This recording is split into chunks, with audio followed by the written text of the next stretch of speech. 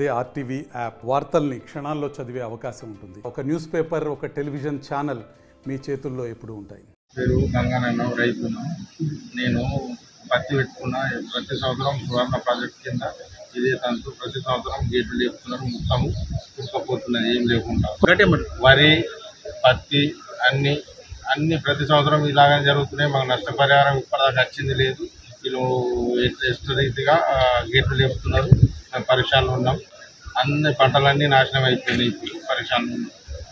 మేము సువర్ణ ప్రాజెక్ట్ కింద భూములు ఉన్నాయి. మేము అన్ని దాదాపు అందరిది అని అంటే ఉంటాయి 200 ఎకరాల దాకా ఉంటాయి. పత్తి, వరి, ఈ సోయా, ఇవన్నీ కూరగాయలు మొత్తం కొట్టుకుపోయింది.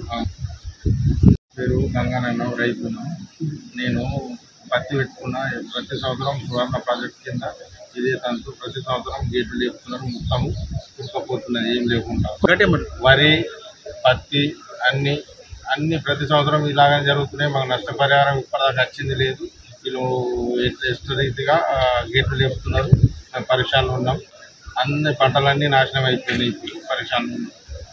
మేము సువర్ణ ప్రాజెక్ట్ కింద భూములు ఉన్నాయి. మేము అన్ని దాదాపు అందరిది అని అంటే ఉంటాయి 200 ఎకరాల దాకా ఉంటాయి.